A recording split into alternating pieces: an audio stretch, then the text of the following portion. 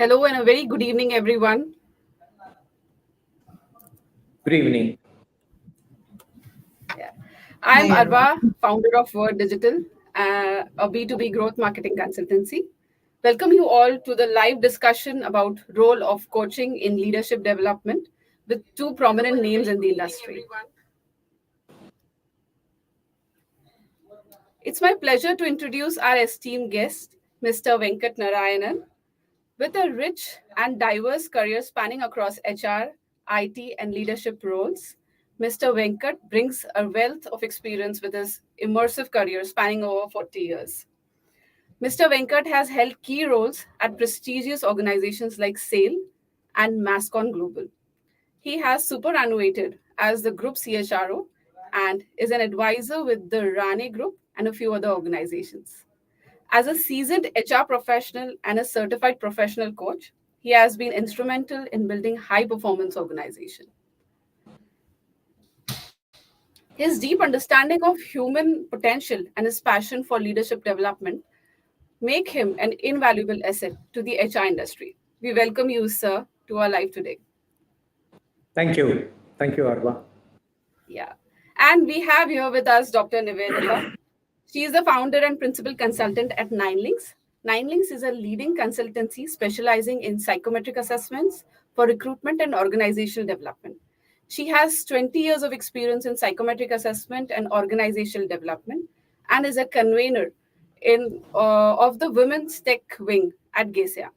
Guys, let's begin our conversation. I do not want you to keep waiting for the two to discuss about coaching in the HR. We will take the questions at the end of the session. You can add your questions in the comment section and we'll take it up at the end of the session. Okay. So over to you, Sir Nivedita. Thank you. Thank you. Thank you. Thank you. So, Hi. hello, sir. How are you doing? I'm good. I'm good. How are you? I believe Arva has really very beautifully introduced you. So Thank you. Thank you and for we all the really kind words. intend to, yeah, and we really intend to make the most of your rich work experience and your, and your expertise in the space of coaching. So, and I'm glad by the end of this LinkedIn live session, I'm sure our viewers and our audience would definitely benefit a lot from our interaction. So I think if you're okay, we could probably start with the first question. Sure, Nivedita, please go Right. ahead. Okay. Right. So now that we know the kind of experience that you've had in the space of leadership coaching and leadership development, and working at various organizations at the leadership and the board level as well, so I'm sure our audience would definitely be very interested in knowing that from all your experience in trying out various experiments with leadership coaching, what's worked and why. So if you could kind of throw some light on that, it would be definitely very valuable. Thank you, Nivedita, for having me here for this LinkedIn live session today. That's a great first question because, what is work and why in coaching? I've been involved in coaching more from a company side as an organization, where my role was as a sponsor. And I have the certification in coaching. I've gone through this to be able to make use of coaching in the context of leadership development within an organization. And of course, help people on a one-on-one basis too. Now, moving to the specific question, what's important is stakeholder alignment. There are various types of stakeholder in any coaching context.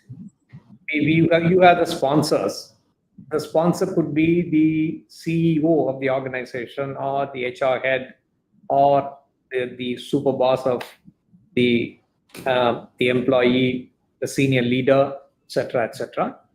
And then there is the coach, and then there is the coach. So there are three of them. So an alignment, a clear alignment in terms of the objectives, outcomes, the process, do's and don'ts among all three of them is one of the most important things for the coaching to really work very well. And and on top of this sits the ability of the coach to be really agile in terms of responding to the coach's needs, because by the very nature, the design of a coaching engagement is not cast in stone. You start uh, with something after your discussions with the sponsors, then with the coachee intake, etc., etc. But then it progresses, and as the coach and coachee get to know each other, the coaching process, the depth, the content, everything evolves over time. So the ability of the coach to continue to stay relevant to the changing needs of the coachee in the course of his development, and hold a space for the coachee to flourish and develop are some of the important things. So I would think both in terms of the alignment of the organization, alignment sponsors, coachee, and in terms of the coach's own ability to deliver what is relevant and what's appropriate. So broadly, I think that's my quick response, Nivedita. Sure. So we do understand that I think the relationship between the coach and the coachee, I think the synergy, that is definitely quintessential, and that stands, I think, in the Sure. topmost section of the pyramid, right? Sure. So going forward, sir, we also understand that the demands of our organization structure and the organization culture all are ever changing. So, what do you think is your perspective on how coaching has been contributing to the development of effective leadership skills among especially the new age leaders? How has this Right. been evolving? New age leaders. So very important. I think a distinction that I make when you say new age leaders means these are leaders who are very young, perhaps compared to the leaders of the old age. I don't know if you mean the age in numbers and in any which way, but I think the general understanding is the new age leaders are young, and they manage even younger people, because so that's the context, which is very challenging, because you don't have the benefit of the biological time of having lived longer and grown in a role, and gathered wisdom. So it is very different. It's a time of young leaders, young people managing even younger people. So that is a kind of a challenge. So significantly, yes, I would think that the coaching as an approach has been contributing significantly to their development. Now, what's interesting for us to consider here is, uh, for this kind of a leaders, there is a possibility of an approach called team coaching, and then individual coaching. So individual coaching sits on top of team coaching. There is a generic piece. For example, in an organization, if I have 15 or 20 people, young leaders who got promoted recently to a role, then I think I would begin with uh, team coaching, and on top of it, I layer some individual coaching, which is very person specific. So that kind of an approach, meaning generic plus customized, has been found to be very, very useful for the new age young leaders. And that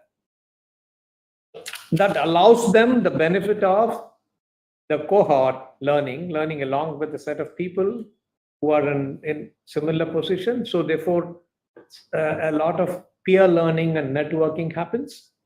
And of course, the individual specific needs are also addressed by individual coaching. So I think this is an approach that I found really working with these people, and it is coaching is equally effective for leaders of any age and any type, because um, that's a nice way of committing oneself to development. So I think Yeah. it's completely relatable, sir. And I think this whole perspective that you brought onto the table in terms of, team coaching and then moving on to the next level, which is individual coaching, I think that's a brilliant approach and a brilliant perspective. Uh, I think it also kind of adds value. Please correct me if I'm wrong and if I've understood in the right context, because I think if you look at the different personality types coming in from that background, so I think everybody's reaction to coaching could be a mixed one, right? So people who are let's say who are extrovert leaders. So I do you think it works better for team coaching when they are extroverts, and can you make that kind of a distinction? Has that been an experience so far with you? Have you ever come Yeah. across that? So, yeah. So there are no dearth of leadership styles. So, starting from autocratic to democratic to transformational to transactional, I mean, servant leaders, charismatic leaders, bureaucratic leaders, and then, there are there are several types of leaders. Each one has its own strength, each style has its own strengths and its own weaknesses and its own context where it applies. So, so therefore, I mean, I accept, and my view is that coaching is very contextual, and and situational leadership is also there. Depending on the context, people need to flex their styles. So I think if you look at it, let's say, uh, let's say, what do I say? Let's say a bureaucratic leader may appear to be very rigid. That could be the downside to it. Or if you look at, um, let's say that a transformative leader is very energetic and is driven by passion, etc., etc., he may seem to be very demanding.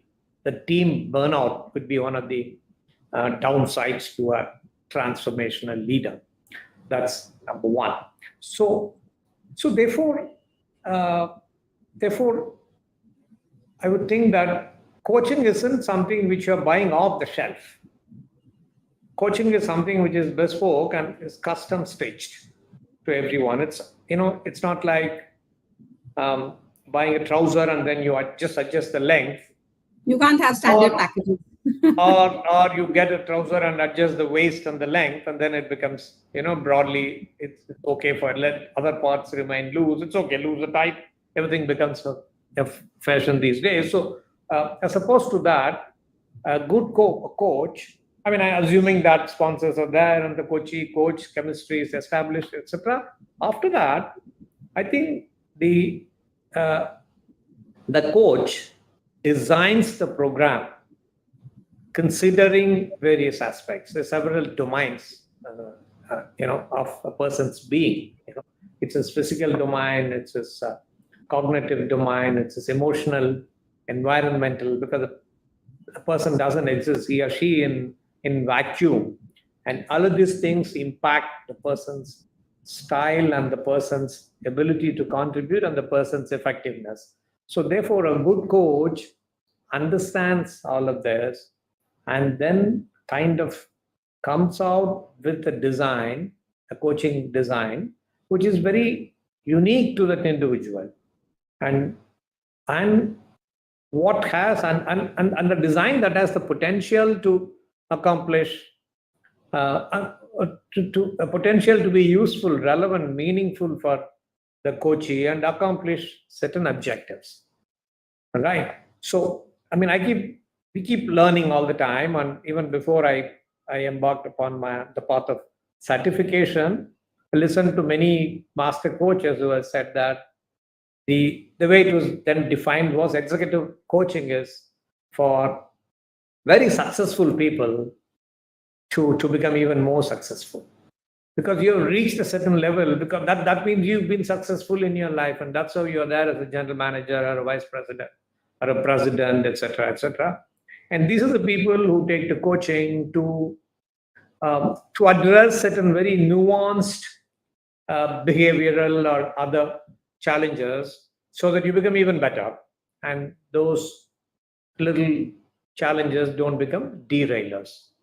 So therefore, the short answer is yes, and the skill of the coach and the kind of and also, I don't know if it will come later, but I can tell you that you don't have a standard setup toolbox that a coach walks around with.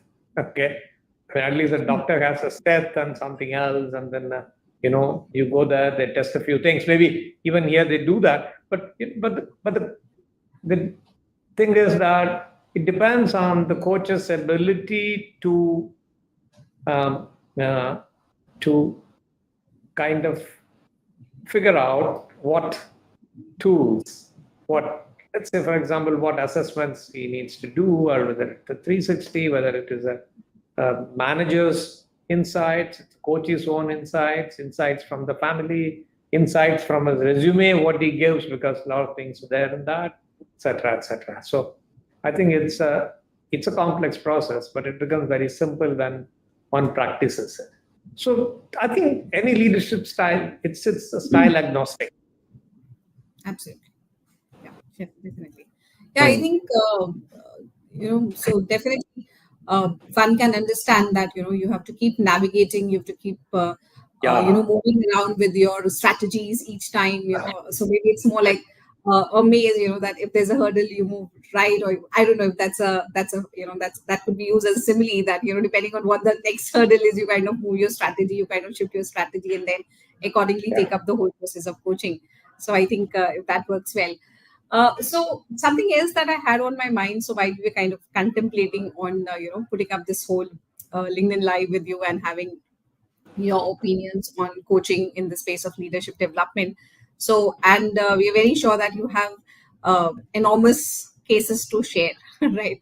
And something that really the world or the organization keeps or the industry keeps asking for case studies to kind of more of success stories and how things have been, right? So it would be great to have from you some of your essential case studies, or some cases that you have come where you think that leadership development has literally transformed with the help of coaching. So if you could just share some of that. Sure. Interesting question. Great question too, because it's both difficult at one time to really, um, you know, assess, evaluate a coaching assignment and say that, oh, this has been great and very successful. The other hand, someone has not been successful, because it's always along the way. That's number one. Number two is that outcomes are both tangibles and intangibles, short term and long term. So, uh, given that, your question reminds me of a book called "What Got You Here Won't Get You There" by you know um, uh, one of the world famous coaches. He has written Dr. Marshall Goldsmith, written the book called "What Got You Here Won't Get You There." It's a fantastic book, and many times we do come across, because as I said, if you work with a very senior, successful people in the organization, they're successful because they've done something right. Now they've done something in some way, therefore they are there. But having reached where they are, is the same way still relevant for them? So, which is where the big question comes up.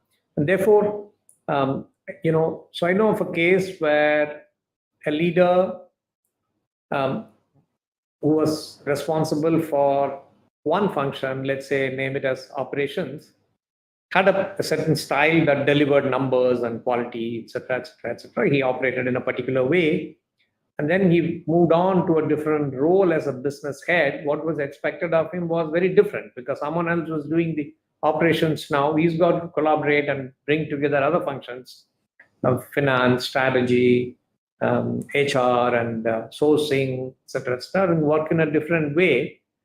But I think in the initial days that he was hijacking the agenda of all the meetings and was started running the meeting, and so that was a disconnect for many people, and everyone found very uncomfortable in that situation. Not only the style of the previous leader was different, the leadership style appropriate for the role was different. You are no longer dealing with a function where you knew everything end to end, because this is an area where you may not really know certain things about the other functions, where I think you need to be able to listen clearly and get the best out of the others whose area of competence is different from yours, you did not know. So it was a very, very challenging case. So we then had to, the coach, we had appointed a coach, and the coach had to work with this person. And of course, in a coachy context, there are a lot of things which are confidential, so they will not even be sharing with us. Like, for example, you've been in the assessment business, so the assessment is one of those things that can be, um, that can scare people, the people who take the tests. Anyone will say that, no, no, no.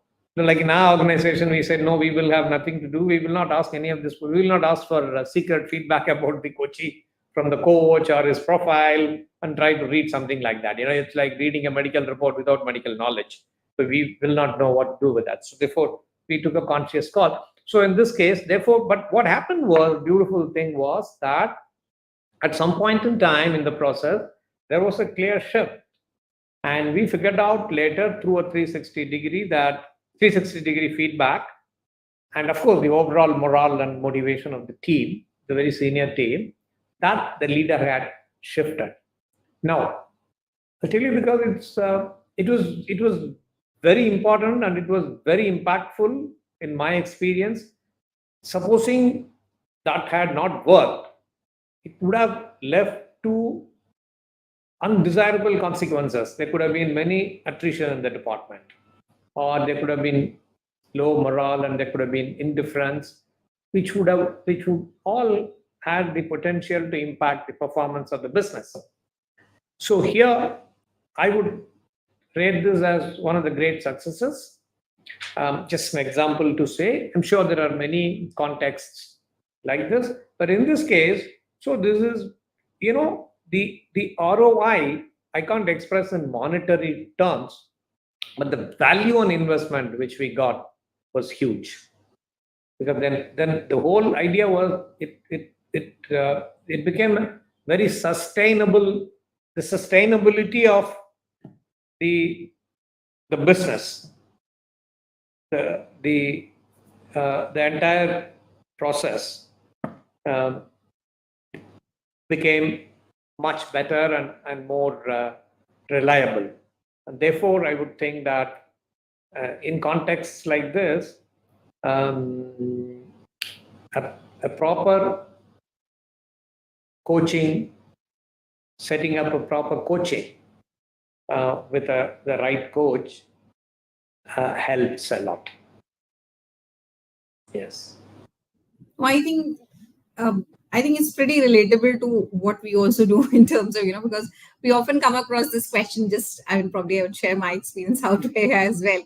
So we often come across, with some of our, organizations or some of our clients are asking that, how do you want to rate this leader? Is he a good leader or is he a bad leader? So we always come back with this answer that I think it's completely contextual. So what is the role? What is the level that we are talking about? Or what is the function that we are talking about? So we can't really tell you that he's a pass or a fail, which no psychometric assessment ethically and theoretically can do. But probably we can help you understand that, okay, given in this context, given in this function, is he an operations person or is he into marketing? So depending on this, the kind of competencies that we are looking at, I think probably that could probably give an overview as to where does he need to improve himself. So I think it's completely relatable to what you just said, and I can definitely understand. So that's there. So, and I think you brought up a very interesting, word, which is ROI.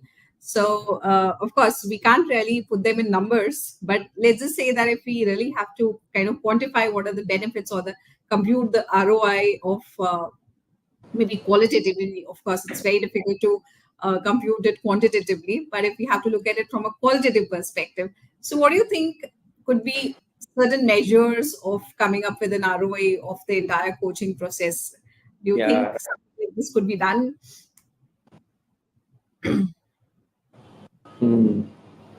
See, there are some of these initiatives. Many of these initiatives combine in a very nice way to produce an outcome. It's like when you season the food, you use several masalas. Now, you can't pick up one particular turmeric alone and say how much a turmeric, some amount of turmeric sprinkled on that meal and then cooked contributed to the taste, or how much the salt contributes, or how much the oil contributes. I think it's very difficult. However, let me attempt to to to come out with certain metrics which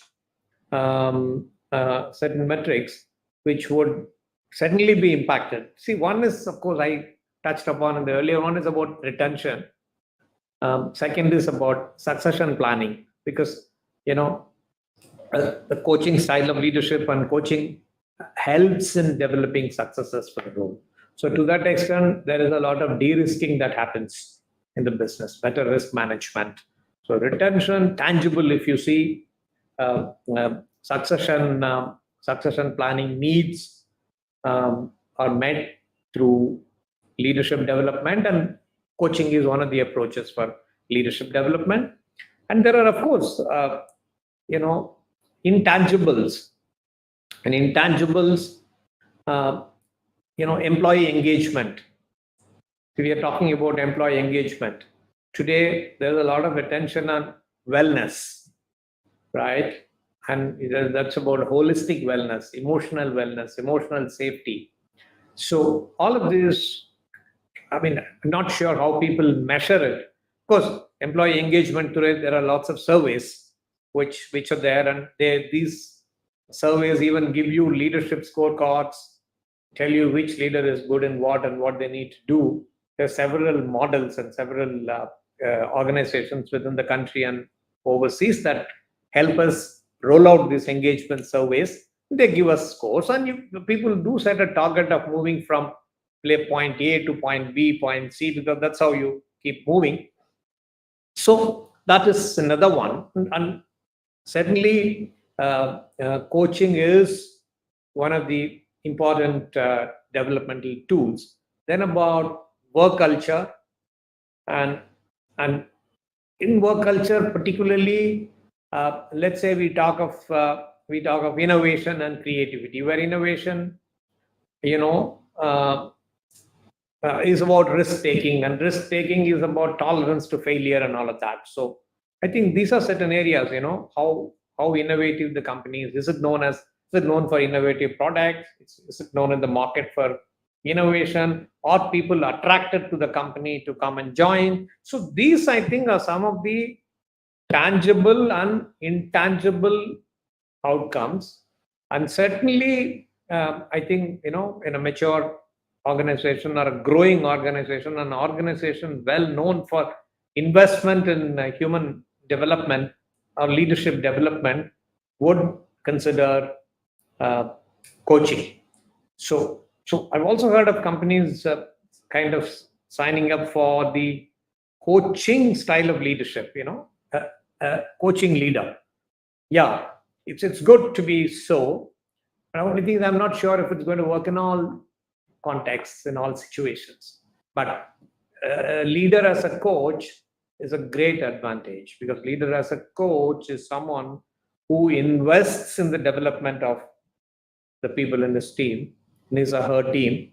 Therefore, that is a great style, leader as a coach.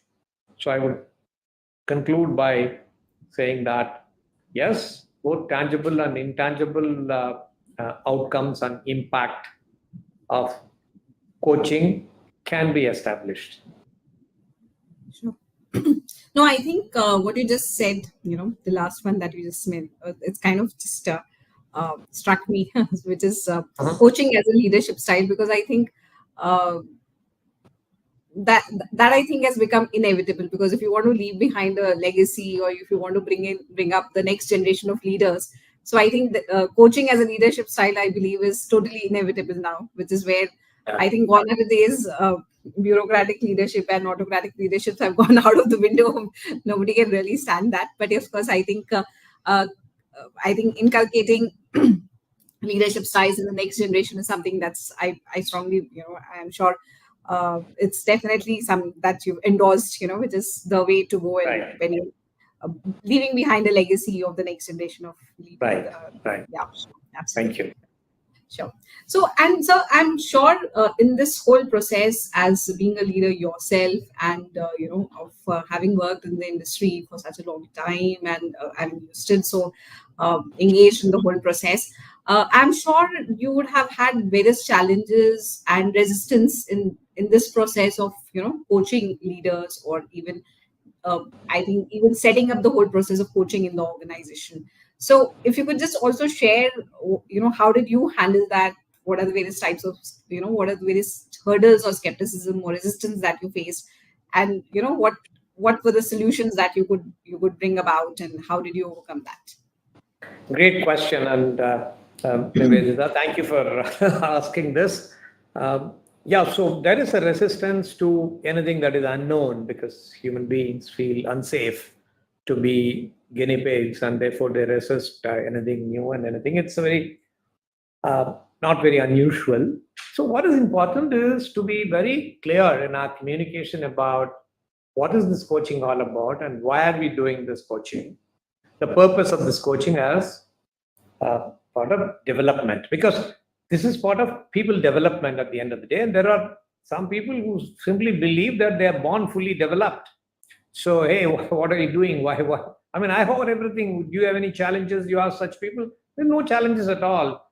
The way you're asking, that is a challenge for me now. Why do I have to develop? Because I'm doing very well and I'm bringing it sales and delivery and all. Where is the question of any development? So yes, there are a few people like that too, but they are maybe about 10 or 20 in a million. So, but they are there.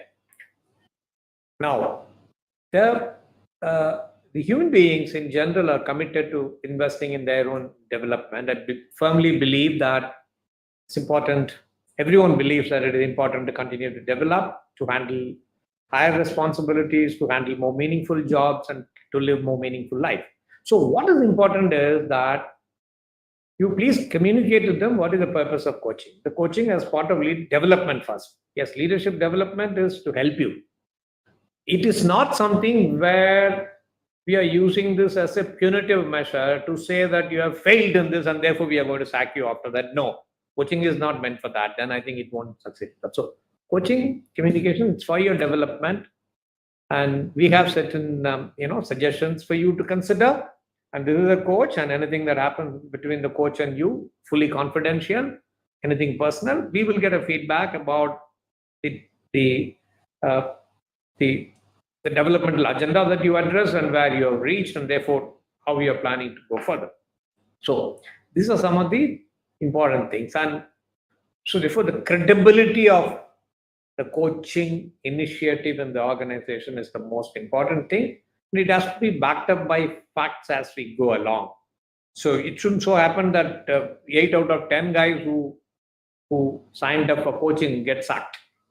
Obviously, no one else is going to sign up for that. So you shouldn't use coaching for any wrong purpose, because it's a very yeah, it is bespoke. You give it to a few people, but it is very customized.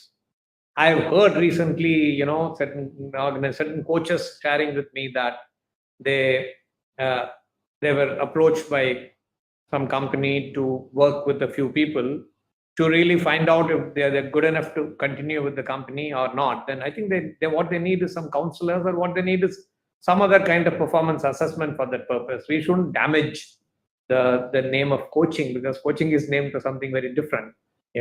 Of course, today we have suddenly we are talking about coaching in the context of an organization so far, but coaching in sports, which is where it's come from. And I mean, as usual, I'm sure this also may have an origin to the military services, perhaps at some point in time. I mean, I'm not very sure, but at least sports is an immediate area where coaches are there. And coaches are there at all levels. You hear about very successful people, players in any sport today. They have had coaches during school days. They have, early age, then middle age. They have had coaches. Then they become senior players. They continue to have coaches. Then they have, uh, so therefore, I mean, they all take to coaching. In sports, no one says no to a coach, right? Because they believe that the coach certainly helps them, helps them uh, perform better than what they are, because this is by making certain small adjustments to the way they do things, because they're already good. That's how they are there. They have reached a certain level. Now, what is required is certain small adaptations and adjustments to be able to do much better and tackle the rules, the challenges in the game. So, therefore, to my mind, to your question, it's important clear communication, the purpose for which it is used, and establish credibility within the organization that coaching is meant for this purpose and nothing else. And then, if that is done, and there will always be, certain people, naysayers will always be there, but there will be also people who come out of it with good positive experience, and they are the ones who are going to help you build that momentum for this. Yes. So I think, Of course, we should. yeah, Sorry. sure. Of course, we should know coaching is not panacea for all ills, because there's somewhere in one company, I think it reached certain level that anything you go, you just give him a coach. So it's like saying that everyone who's not well, go and see a cardiologist. So he will set you right, because somebody has had a heart problem who got better. That doesn't mean that's not the right way. Yes. No, I Please think, go ahead. yeah, what you just mentioned at the core of it, that communication, I think that's definitely very essential, because I think without effective communication, do you think that the whole process could, just fall apart? Has that ever been the case, that if the communication in terms of the intent or the purpose of why the organization is so heavily invested into coaching? So do you think there are organizations who lack that off, and processes have literally, fallen apart? And I'm sure, has that been I mean, have you come across any of such cases ever? Not People have had challenges in setting it up, but an organization which invests in people and invests in leadership development has a very genuine purpose and agenda. They want to do that. They want genuinely interested in people, and then they interested in people, interested in developing people, which is going to drive business growth, profitability, sustainability, etc. So I'm pretty convinced that the leadership of an organization is committing to development of people for a genuine purpose. So, but yeah, there are certain hits and misses. Sometimes certain things are an instant hit, and certain things, there are sometimes for things like coaching, there are a few false starts as well. But then eventually, I think it's a matter of time. That depends on the company's culture. That depends on the kind of talent that you have. So it's a combination of factors. But I think the genuineness is there. I firmly believe that the organizations, that the leaders in the organization that take time to discuss this are really genuine and serious about it. Yeah. Right. Okay. Sure. Definitely. Right. Sure, sir. So I think something else that's always a buzzword now is technology. So do you think there's an influence of technology as well in the space of leadership and coaching, and leadership development and coaching? So how Yeah. is technology impacting this whole space? A great question. I think it's nice. So therefore, someone asked me that can Chat GPT be my coach? I can get all answers to all the questions that I ask, and reasonably, satisfactory, and so or one of those bots, coach bot. You can set up for the company, and it can use the large language model to pick up and coach. Yes. So those are the fun part of the response. It's still some way to go, but I think yes, technology does help in let's say a hybrid model of coaching, where you need not be personally present all the time. But I will not like to do the first set of meetings virtual, because I think it's good virtual, you can deliver a training program, you can set the context, you can do a lot of things virtually online for a group, etc. But I think there's no replacement for one-on-one meetings initially. So my part is, once is yes, the hybrid model it promotes, and second, therefore accessibility becomes much better. Okay. Yeah.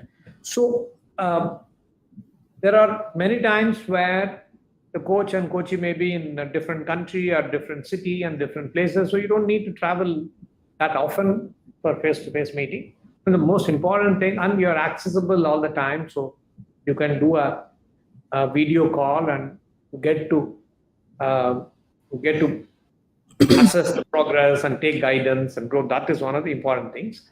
And also tech enables sharing of quick snippets um, and progress on certain practices and reflection journal, and for the coach also to share certain material for the coachee to quickly go through and stay connected.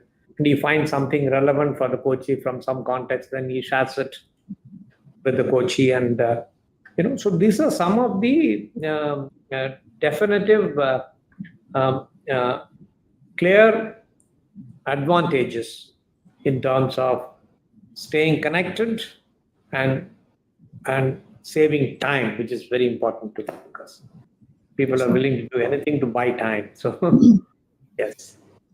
No, I think definitely one of the biggest examples that we have right now itself is that technology has helped us connect with you, and you Yeah, connecting with thank you. many other viewers of us, and we are able to hear your views and your perspectives at right now. So I think that's definitely a boon for us. So I think Thank you. so we are almost coming towards the end of Yeah, we have some questions also, right? It's 5:45. yeah. So I think I would just probably want to, come up with the last question here is what guidance would you like to give to future HR leaders about coaching for development? So we would definitely want to hear your, your views on it. I mean, in terms of what guidance would Yeah. you like to give? So, yeah. Okay, well, that's a wonderful question to the HR community, and I'm continuing to be part of that. I think the guidance is, I'll go back to the first question, is uh, when you set up coaching part of your leadership development agenda, it's important to have a clear understanding with the CEO and with all other senior people what is possible and what is not possible through coaching. Because sometimes some buzzword, like today, people think that everything is possible with AI. And sometime back, people thought everything was possible with X, Y, Z, maybe with internet, with computer. Yeah. The lot of possibilities do open up, unimagined possibilities open up with every new development and technology concept, people relations, development, etc. But there should be a clear understanding, clear communication among all the stakeholders within the organization about why we are using coaching and for what purpose coaching will be used. And then you have, of course, a short list of coaches and all those the people, and there should be a way of uh, uh, coachee matching, making sure that the chemistry is good between the coachee and the coach, and then it leads to something very useful and meaningful. So I think it's very important to address all of these aspects very carefully and create clear understanding amongst all the people, senior leadership, and also the people who are potential coaches around coaching. So if I think if it and the HR leader should also have a reasonably, I mean, it's good if they get certified as coaches, because I mean that will kind of make them understand the rigor involved in coaching, and then appreciate the coaching and support everyone in the company. Even otherwise, I think they should educate themselves about coaching and not equate this with another off-the-shelf program which is available that can be picked up and deployed, because its stakes are very high. Therefore, I have this suggestion to make. Thank you. Yeah, I think I have literally benefited a lot. Thank you. I Yes, think sir. it's so kind of you, and No, um, I'm sure, and I'm sure our viewers for too having me have, here. and they would completely agree to what I've been, saying. So yeah, so I think Arva, if we could have questions coming up. Sure, sure. Yeah. It was a very insightful session. I am very sure that our audience must have gained. I'm not audible? Am I audible? Yeah. Yes, Yes. it's a little louder. So yeah, you should. Yeah, now it's Okay, okay. okay. So our audience must have gained very good insight about it. The So best thing that hit me is coaching is successful for successful people, and what got you here won't get you there. So that is all coaching is about. For HR or for startups, it goes the right, same way. So I have a right. flurry of questions over here, and Mhm. I'll try to take most of the questions for you. So yeah, okay. So Pranav here is asking, how can leadership coaching be integrated into succession planning to ensure future leaders are prepared and aligned with the organization's values? Yeah, yeah. So true, because what's more overarching in succession planning is a leadership development program. Every organization needs to have a proper leadership development architecture where people go from one level to another level, etc., etc. At some level, coaching would fit in. So, so, so leadership coaching, or you can call it coaching. Now, one is within an organization's context. When you're looking at succession planning, what usually happens is you don't wait for the successor to be 100% ready for the next role. Usually, when someone internally is 70% ready, 80% ready, he goes into the next role.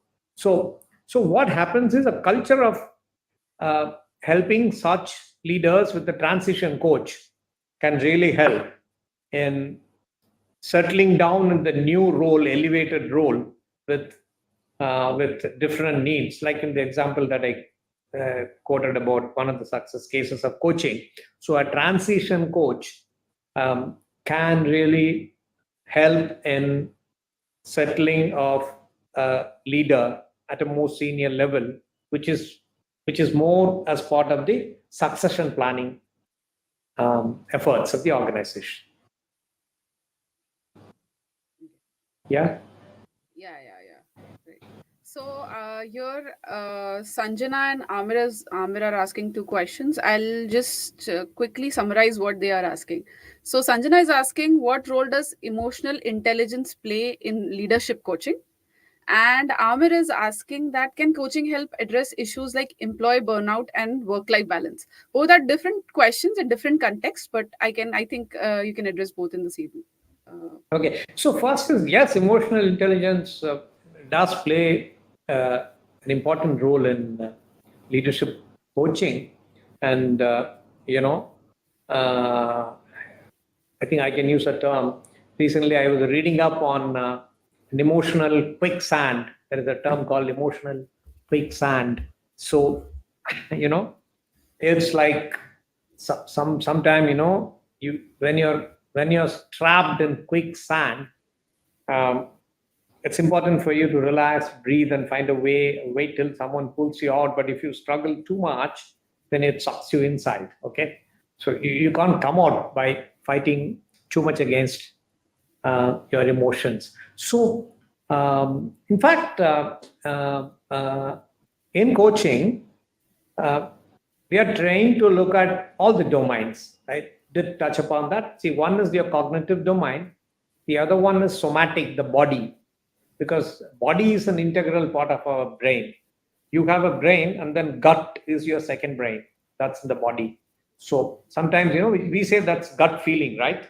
So what is gut feeling? You get a feeling from the body. The emotions may say some, your cognition may say something else. Your gut feeling is maybe that, China's going to top the gold medal winners this time in Olympics. Okay. I don't know who's going to come, but looking at the trend and all, you can have a gut feeling. And third is about emotions, right? And fourth is about environment. So all aspects are covered. So when you do a person's assessment and intake stage initially, you understand the coachee from an emotional perspective as well. How how is this person? Is he, an emotional wreck? There are people who are emotional, who, shed tears for everything. There are some people who are rock solid, who are, just not emotional. So all that understanding of an individual will play a role in the design of the coaching journey itself. Yeah. So sorry, can you talk about the second question? So, Amir was asking that can coaching help address issues like employee burnout and work-life balance? Can coaching address these issues for HRs, like for HR burnout, Yeah. and help them in So work-life before, balance? So sometimes, a very sensational labeling of coaching is then you say that, yeah, can it address work-life balance, whether it address burnout? Yes. So sometimes for some of these things, what you need is a counseling support to start with. It depends on at what level and what kind of issues are we talking about. Why is that burnout happening? Or why are you not able to do work-life balance? Maybe at a very senior level, so recently Ola is going in for a public issue, and then I read somewhere that the Ola founder says that he is working for 120 or some hours a week. Okay. I mean, some people work for 40, 50, 60 hours, but he works that long. I don't think he feels burnt out. There's no burnout in him. Sure, he's going very strong. And so, and so work-life balance or burnout in this case, Bhavish Agarwal, how do you even, okay, my numbers may be a little wrong. I'm not very sure, but I think um, I read it on one of the posts. So therefore, you know, uh, first is if you feel that your work-life balance has gone for a toss or that you're burnt out, I think you need to talk to someone. I'm sure organizations today, the first level of support is counseling. Counselors can engage with you in a conversation and help you figure out what it is. And if beyond that, if you think you need a coach, and if a coach can help you, then yes, of course, yes, there are life coaches who can help you with all of this, because today you have emotional wellness coaches, you have life coaches, you have financial wellness coaches, you have, so coaching now is come in almost all areas. You have a pet, and there are coaches for the pet, and there are coaches for pet owners also. So anybody can have a coach. True, true, true. That is true. Yeah. So, yeah, one last question that I'll take is on similar, not on similar lines, but yeah. So, how can we effectively coach skillful individuals who aspire to grow but lack the necessary drive Oh, to step Nandita is into asking. leadership roles and embrace challenges? Yeah, Nandita is asking that. Yeah. So it's a great question about, you're asking about the drive and energy of an individual. Um, so, uh, she says a skillful individual aspires to grow, but in whose idea does that individual doesn't have that energy or drive? So if the management feels that he's aspirational, so I take it that he's good in his job, he's aspiring to grow, but the management finds that he doesn't have that necessary drive or energy, because sometimes that skillful people have aspirations, but um, uh, you know, you can, there one more question we can take. But the idea here is, sometimes these are conversations between the manager and the individual. You need to give performance feedback. Maybe, I don't know, once a year, twice a year, 4 times a year, and project specific, etc., etc. Please make the individual understand that he's good in his job, great feedback, and that the individual also aspires to grow because he's asking for a promotion, he wants next designation, more money, etc., etc. Then you're telling him that you need to show more drive. Maybe, if he's in sales, then maybe please, you've grown here in one region, you please take up another region and grow. And some drive, maybe I think the one way is that maybe he's not getting out of his comfort zone, he's getting stuck in the comfort zone, and therefore, you know you as manager believe that this is what. So I think uh, it's before appointing a coach here, the leader as coach is what's important. The leader does the first coach, because he then understands from him clearly what is it that is standing in the way of this person living with low drive, etc., etc. So my response is that first the leader has to have a conversation with him, understand and assess him, and then see, maybe that good conversation with the manager over time can motivate and inspire the individual, because the leader then cannot outsource some of his responsibilities to the coach. I'm not inspiring, I'm not motivating enough, engaging enough, so let's appoint a coach and see if he can do. That may not work. Nobody can replace a leader's role. So coach is not a surrogate for some of your competencies. Absolutely Yeah. right, sir. Yeah. So we'll take just one more question, and because it is on the similar lines, Yeah, one of the please. participant is asking that how can coaching be used to develop strong employer brand? So, majorly many Sure. times happens. Yeah. So I'll just explain the question. I think the context is that as we were talking about personal branding some time Yeah. back, Yeah. strong employer branding is also required. So, for a strong employer branding, can coaching be used to develop? Can coaching be uh, a strong point to develop a strong employer brand? Okay. Okay, that's a good question. The way I would like to think is today, there are certain companies globally and within the country known for producing great leaders. If you look at it, people with the Hindustan Unilever background lead many companies. Okay, so Hindustan Unilever is known for development. It's more than coaching as a brand. It's, are you a great developer of people? Okay, so I know, about 15 years back in our own company, we launched coaching, and then the chairman was there, and I was there, and we had a great set of people with other leadership team members and with the coaches too. This was long back. We pioneered coaching. And the question someone asked is, if we develop all the people, they're going to leave you. What will you do if they leave? He says, yeah, if you have a garden of roses, there's possibility that someone might pluck one or two flowers, walk away, right? That doesn't mean you will not have a rose garden. You can't let the plants die, right? That's fantastic. It has stayed on with me for over 15, close to 17, 18 years. So therefore, so there are people would know which are the companies which will uh, enhance your brand. So I heard another interesting story that there are certain companies which are nice to have on your CV, it adds value.